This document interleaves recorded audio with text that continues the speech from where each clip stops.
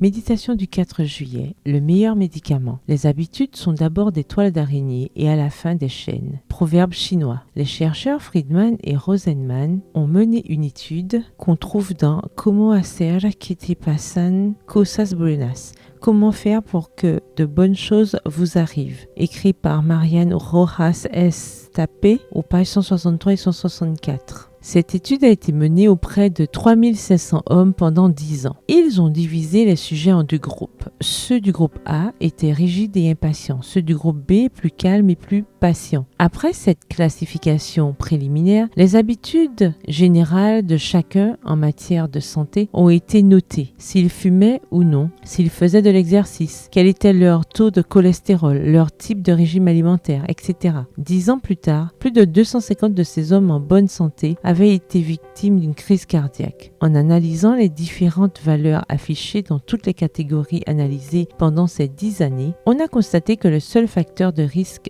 de crise cardiaque avait été la disposition mentale. Les hommes du groupe A, à la mentalité plus rigide et impatiente, avaient eu 3 fois plus de crises cardiaques que ceux du groupe B, qu'ils aient ou non fumé, fait moins d'exercice ou suivi un régime alimentaire plus pauvre. Cela ne veut pas dire que les habitudes en matière de santé physique n'ont pas d'importance. Bien sûr qu'elles en ont, et elles en ont beaucoup. En fait, c'est la raison pour laquelle elles ont été prises en compte dans l'étude, car on sait qu'elles ont de l'importance. Mais chez tous ces hommes sains, sans problème de santé, c'est leur attitude mentale face à la vie qui a été le facteur déterminant dans la survie d'un événement aussi grave qu'une crise cardiaque, plus encore que le fait de fumer ou de mal manger. Lorsque nous pensons aux habitudes, nous avons tendance à penser uniquement aux choses que nous faisons de manière routinière. Mais les habitudes sont aussi nos façons de penser, nos schémas mentaux, nos erreurs de pensée et d'analyse, nos attitudes face à ce qui nous arrive, nos paramètres comportementaux, les manifestations de notre caractère. Les maladies telles que les maladies cardiaques sont liées à nos habitudes de pensée et à la façon dont nous gérons mentalement le stress et les émotions. Il vaut donc la peine de travailler à améliorer notre attitude. La santé mentale et physique a beaucoup à voir avec la façon dont nous interprétons la réalité et la façon dont nous réagissons à cette interprétation. Et autant pour apprendre à interpréter que pour apprendre à répondre, nous sommes aidés par la prière et la parole de Dieu. Ne laissez pas vos mauvaises habitudes de penser et d'agir tisser en vous des toiles d'araignée qui deviendront des chaînes de maladies liées à un caractère rigide. Votre meilleur médicament, tant pour la prévention que pour la guérison, est une pensée équilibrée, centrée sur tout ce qui est bon et vrai, honorable et juste, pur et beau. Le verset du jour se trouve dans Philippiens 4, le verset 8. Que tout ce qui est vrai, tout ce qui est honorable, tout ce qui est juste, tout ce qui est pur, tout ce qui est aimable, tout ce qui mérite l'approbation, ce qui est vertueux et digne de louange soit l'objet de vos pensées. Bonne journée, que l'Éternel vous bénisse.